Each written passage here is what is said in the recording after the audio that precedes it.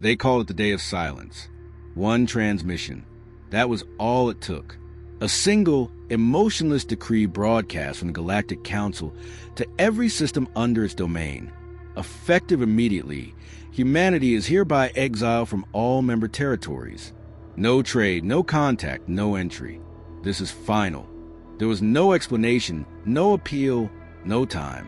Just silence. Earth's reaction was immediate and chaotic. The news spread like wildfire across the networks, governments scrambling, diplomats begging for reconsideration, scientists confused, and the public angry. But the council had spoken. And when the council spoke, stars bent in obedience. No species had ever survived outside its fold. No species had ever dared to try. To most of the galaxy, humanity was new, ambitious, curious, restless. In just 2 centuries, they had gone from planetary squabbles to interstellar trade. Their technology advanced at an unpredictable pace. Their colonies pushed further and further, claiming dead rocks and turning them into outposts of life. They challenged norms, rewrote the rules of diplomacy, dared to question ancient treaties that had kept the balance, and that frightened the old powers. Whispers began to surface long before the exile. Humanity was unfit for galactic society, too emotional, too adaptable, too dangerous. But there was no single crime, no war crime, no act of aggression, just suspicion, just fear. The council voted. 47 species agreed. 2 abstained. None objected. When the announcement came, human diplomats weren't even in the room. By the time they heard the verdict, sanctions were already being enforced. Human ships were escorted out of allied systems. Stations were locked down. Embassies were shuttered. Contracts dissolved in seconds. Some humans believed it was a misunderstanding, that cooler heads would prevail. Others knew better. The decision was deliberate. The council didn't want a war. They wanted humanity erased without lifting a weapon. They hoped exile would fracture Earth, star its economy, and bury its influence forever. But the council miscalculated. The exile didn't break humanity. It unified it. Within days, the great nations of Earth declared a single purpose: survival. Borders blurred. Rivalries paused. All resources were redirected. No more fighting each other. The enemy was devoid now. Thousands of ships began launching.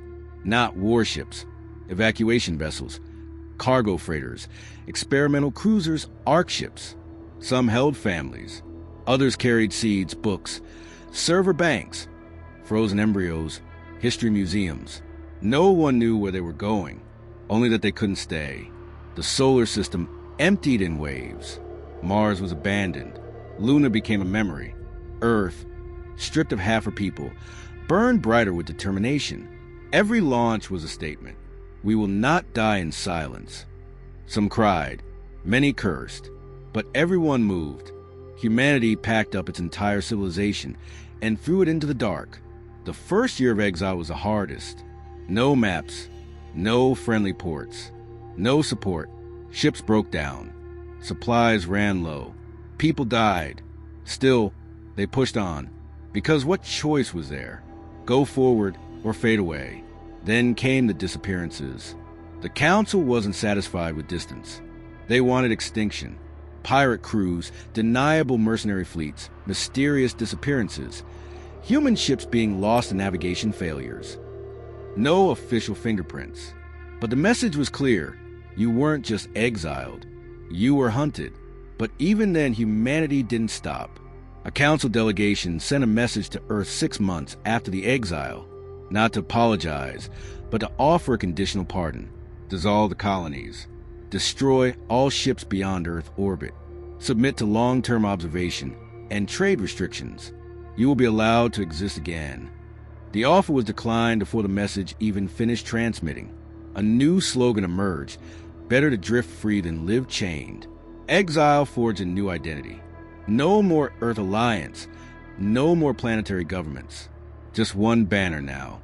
The Exodus Accord. One language, many voices. 1,000 ideas, one goal. Survive and grow. Children born in exile learn to walk in low gravity. Learn to breathe recycled air. learned to pilot shuttles before they could solve algebra. History classes skipped ancient wars and focused on star mapping and engineering. There were no nations, only ships. Each vessel was a home, a school, a laboratory. Humanity became fluid, mobile, decentralized, not weakened, hardened. Culture didn't fade. It evolved. Music played through ship corridors. Art painted on recycled bulkheads. Poetry passed on data slates. Even religion adapted, reshaping beliefs around the stars and the silence. Years passed. The galaxy assumed they were dead. Another failed species. A brief flicker, gone before it mattered. But they weren't dead. They were transforming. And deep in uncharted space, away from council sensors, something new began to form. A whisper among the stars. An echo in old comms. A signal not meant to be intercepted. A voice repeating, "We are still here." And then another, "We have not forgotten." And finally, "We are coming back." The council had cast them into the dark, thinking it would extinguish them. Instead, they taught humanity how to burn brighter. The void had no sympathy. The first wave of humanity's exiles quickly learned that space, in its purest form, was not merely empty, it was hostile. Radiation storms fried navigation systems. Gravity wells crushed weaker ships. Supply chains, once taken for granted, no longer existed. Every drop of water, every ounce of oxygen, every bolt, every bite of code had to be earned. People died, not from enemy fire, but from failures in insulation, cracked holes, and broken hydroponic systems. Cryo chambers malfunctioned. Medical supplies dwindled. The early months became a blur of triage, engineering hacks, and impossible decisions. Whole ships were lost, not in battles, but to silence, vanishing into nothingness. And still, they pushed forward. The Exodus Accord wasn't a government. It had no formal hierarchy, no central command, but it had leaders, brilliant minds, strong voices, and calm hands who rose from necessity, not title. Some were former soldiers. Others were engineers, philosophers, even artists. They argued, disagreed, and bled, but they never broke the unity that exile had forced upon them. Survival demanded coordination. Ships began forming clusters, small fleets bound by resource-sharing pacts. They traded energy for food, knowledge for protection. Each fleet became its own biome, its own civilization drifting through the dark, connected by encrypted comms and a shared determination never to crawl back to the council begging for air. Then came the predators. Not all species in the galaxy were beholden to the council. On the fringe of civilized space, scavenger empires and raider clans watched humanity with interest. They had heard the exile decree. They knew humanity had no allies, no trade protection, no territory to defend. To them, the human fleets were a prize, a collection of desperate vessels packed with technology and personnel. The first attack was surgical. A known refugee ship was ambushed while harvesting minerals. Its distress beacon was jammed. Its engines were disabled. The crew was captured or spaced. Its cargo was auctioned off the next day on a fringe black market. Word spread fast. After the third attack, the Exodus Accord changed. They learned to fight without becoming warriors. Engineers became tacticians. Civilians trained in zero-gravity combat. Children learned to disable targeting systems as easily as they once learned multiplication tables. Drones were retrofitted. Hulls were armored. Everything had a dual purpose. A greenhouse wall became a kinetic shield. A cargo container became a weapons pod. They fought like ghosts. No standing army. No open declarations. Every ambush was repelled with brutal efficiency. Raiding fleets began to fear the silent swarm, a tactic where dozens of drones, silent and cold, would drift undetected until it was too late. But humanity didn't just defend. They adapted. Every battle became a lesson. Every attack brought new tech. Plasma weapons were reverse engineered. Shield harmonics were rebalanced. Languages were decrypted, hacked, and mimicked. They were learning. Out in the cold dark, without the safety net of a homeworld or allies, humans became exactly what the Council feared they might become. Inventive, ruthless, coordinated, and unpredictable. Amidst the struggle, something unexpected emerged: culture, not as it had existed on Earth, in cities and borders, but something new. Exile had stripped humanity of land, but not of soul. Families found ways to celebrate birthdays in cryocycles. Artists carved microsculptures from alloy scraps and suspended them in zero-G galleries. A poet's verses circulated via signal bursts between fleets. A musician created an anthem from the hums of engine cores, blending the mechanical with the human. Even their language evolved. New slang, borrowed from dozens of dialects and alien codes, formed the exotongue, a speech pattern optimized for speed, clarity, and encryption. Kids who had never touched soil or felt sunlight fluently spoke in 3 formats: spoken, typed, and coded. They didn't remember Earth, but they remembered who they were. And in the 6th year of exile, hope returned. An asteroid field, rich in frozen water, rare metals, and energy-rich crystals, was discovered by a long-range scout vessel. It was a graveyard system, avoided by most for its erratic gravitational anomalies. But the anomalies, once mapped, became shields, perfect defense. And the resources were abundant. They called it Bastion. Within months, fleets began converging on Bastion, not to settle, but to build. A central forge was constructed, an orbital megastructure made from harvested wreckage, asteroid ore, and the remains of every failed ship. From Bastion, the first generation of truly exile-born ships were launched. Sleeker, faster, built for the void. Not retrofits. Originals. Human in every sense.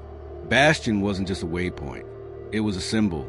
For the first time since the exile, humans stopped running. They began to shape their own territory. Not borrowed or begged, but carved from the stars themselves. Bastion was never meant to be a new Earth. It was something more. A statement to the galaxy. We're not lost. We're here. And we are building. And the Council noticed. Long-range scans picked up Bastion's energy signatures. Probes were dispatched, then disappeared. Council-aligned species began filing private reports. No one dared mention humanity in public, but in secret, the whispers began. They're still alive. They're thriving. They're not broken. The Council had hoped humanity would scatter and dissolve. Instead, they had condensed into something stronger. Every human born after exile was given 2 names, one from their lineage and one from their fleet. Their identity was tied to motion, resilience, and origin. They weren't citizens of nations. They were citizens of movement. And still, they dreamed, not of vengeance, not of retribution, of return, not to beg, not to demand, to show the galaxy what exile had created. And as more fleets docked at Bastion, as more systems came online, one quiet message began appearing in transmissions, written in every human tongue and every coded dialect the exiles had developed. We are no longer who we were. And after a pause, the second part. We are something more. The galaxy had moved on. Years passed since the exile, and for the Galactic Council, humanity was nothing more than a historical footnote. Their records logged the species as expelled for instability. Their name was removed from trade registries, communication directories, and diplomatic charts. In the Council archives, Earth was just another failed world, marked with yellow warning tag. No longer under observation. But silence does not mean stillness. In the black, beyond where their sensors reached, Bastion thrived. Not as a capital or a stronghold, but as a cradle. Around it, humanity's fleets evolved. What once were desperate arc ships and salvage cruisers had become something else. Purpose-built vessels, generations ahead of their predecessors, emerged like steel-boned titans. These weren't warships. Not at first. They were surveyors, terraforming initiators, floating libraries, culture vessels. Their mission wasn't conquest. It was preservation. The human race had chosen not to rebuild what was lost, but to become something new, untethered by tradition, driven by vision. But vision invites attention. A fringe species, the Varkin, stumbled upon Bastion, a warlike race rejected by the Council centuries ago. They'd built an empire on pillage and intimidation. When their scouts detected the energy output of Bastion and intercepted fragments of the Exodus signal, they believed they'd found an easy prize, an isolated, resource-laden human remnant with no council protection. Their fleet arrived unannounced, demanding surrender. They underestimated what exile had made. No council regulations bound the exiles. No treaties restrained them. The Varkan hailed with threats, boasting numbers and firepower. The human reply was concise. You are welcome to make a decision, but understand we already have. The Varkan opened fire. They expected defense grids, desperation, retreat. Instead, they met precision. Human ships moved like thought, silent, sudden, unstoppable. They didn't fight like a navy. They fought like a swarm. Every vessel worked in unison. Data shared in real time. Commands relayed before they were spoken. Within minutes, Varkan vessels were disabled, disarmed, and disassembled mid-combat. No one died. Each Varkan crew was left stranded, alive, unharmed, but utterly defeated. Their ships were returned, rebuilt, and sent home with every weapon and system deconstructed. Along with them was a message. We are not seeking war, but we are not prey. It was the galaxy's first modern encounter with post-exile humanity. The Council tried to suppress it. Varkan officials were bribed into silence. Reports buried, censored, denied. But secrets don't survive the stars. Traders and border systems whispered of impossible human ships with adaptive armor and AI-guided maneuvering. Pirate clans posted bounties for Exodus tech, only to watch their own fleets go dark. Smugglers told tales of being caught mid-warp and escorted away without a trace of violence. Just the haunting words, "You've been seen." And then the event that changed everything. The planet Krithin 7. A council-controlled world with rich ore fields, known for exploiting desperate labor from lower-tier species. Its orbit was ruptured by a mining accident. 2 fusion cores destabilized. The explosion threatened not only the planet, but the surrounding trade routes. The Council dispatched a repair team. Too small, too late, but Bastion intercepted the distress signal before it even reached the central relay. 16 human vessels arrived, uninvited, not to fight, to help. They stabilized the cores, patched the ruptures, and reinforced the orbital stations, all without firing a shot or requesting compensation. When Council ships finally arrived, they found the job already done. A message floated in the void, encoded in every language. We remember what it means to be abandoned. You are not alone.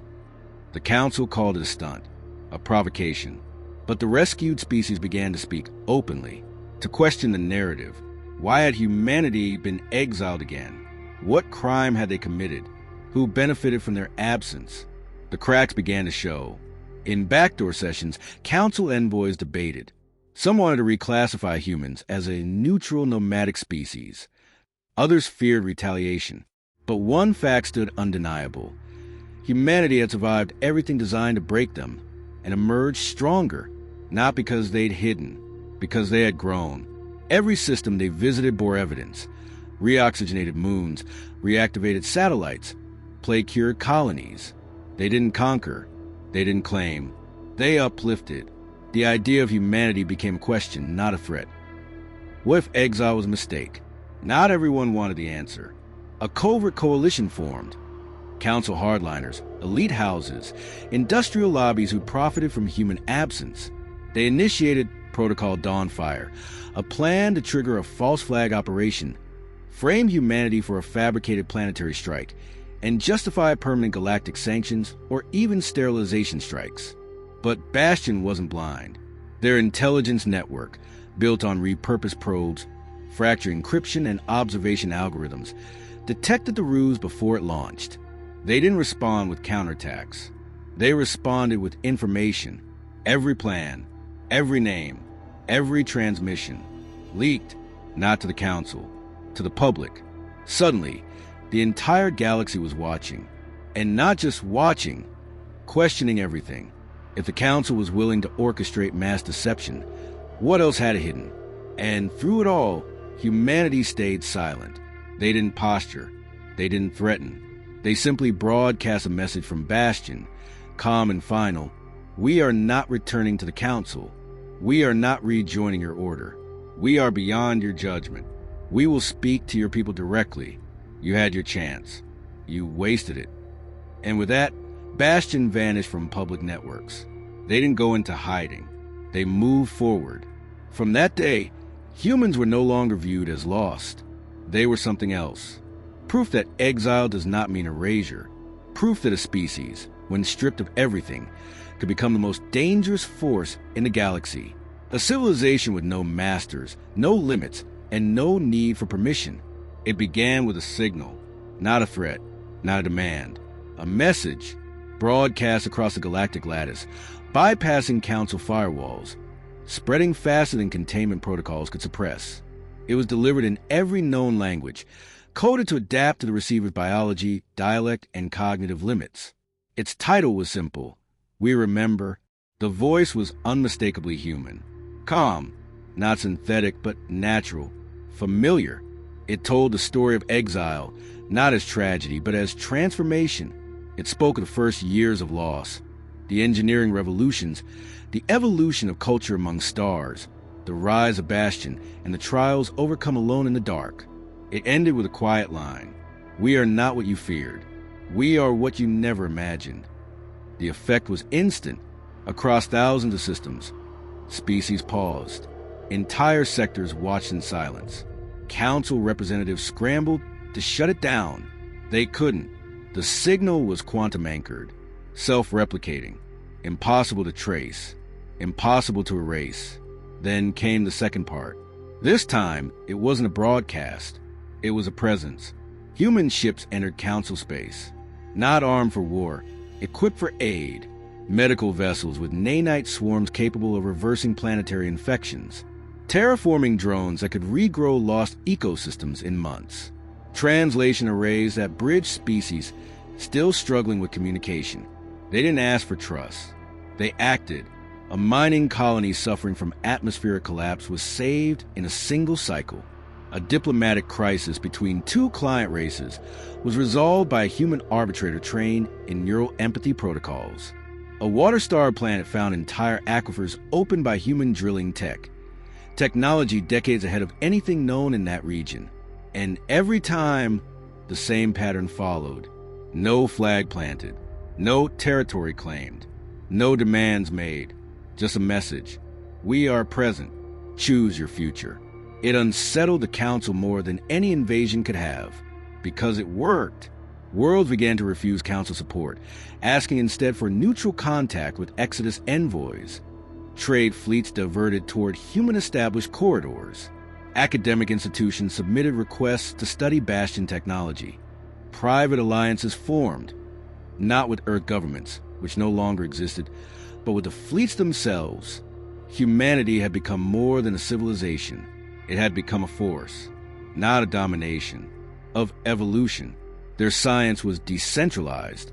Each fleet refined their specialties, some in medicine, others in quantum propulsion, others in diplomacy or linguistics. Every innovation was shared instantly across the Exodus net, a collective web powered by AI nodes dispersed throughout dark space. No patents, no monopolies, only progress. What frightened the Council wasn't that humanity was stronger. It was that they no longer needed the galaxy at all. The fleets had colonized uncharted voids, constructed self-sustaining habitats in gravitational anomalies, and engineered energy from entropy fields. They had turned exile into expansion, without conquest, without blood. They didn't just adapt to the void. They mastered it. The youngest humans born after exile knew no borders, no bureaucracy, no class stratification. They spoke in 4 languages by age 5. They piloted drones before they walked. They viewed AI not as tools, but as siblings, co-learners in a shared future. This was no longer humanity, as the Council remembered it. This was post-humanity. And then, at the height of the galaxy's attention, they made one final move.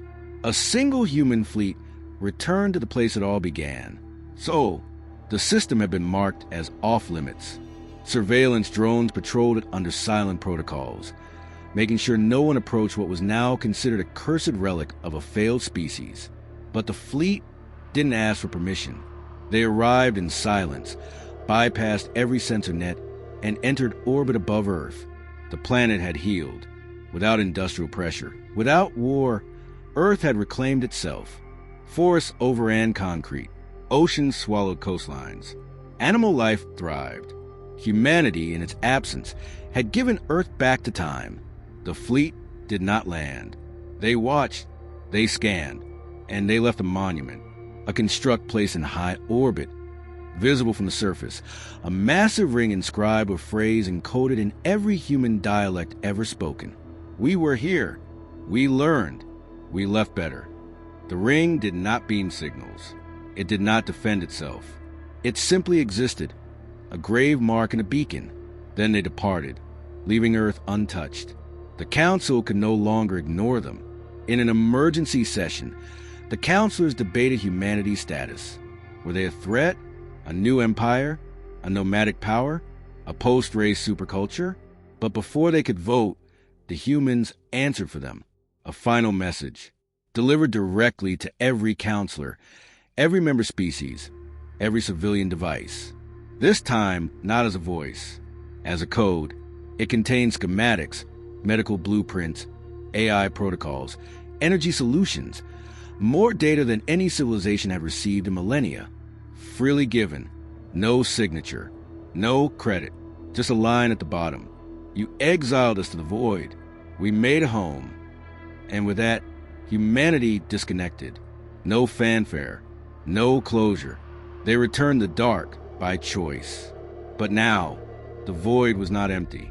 It was theirs. In the centuries to come, legends would rise of ghost fleets seen on the edge of dying stars, of entire planets terraformed overnight, of crises averted by silent ships that left before thanks could be offered. Children of dozens of species would grow up playing with devices marked "Made in Exodus." Academies would teach the human problem not as a political debate, but a case study in survival, transformation, and the failure of control, because humanity had proven something terrifying. Not that they could survive exile, but that exile had made them better, stronger, freer, and in a galaxy bound by law, greed, and fear, they had become what no one else dared to be, untouchable. And in the shadows between stars, the whisper would grow. They were banned, but they rose, and they never looked back.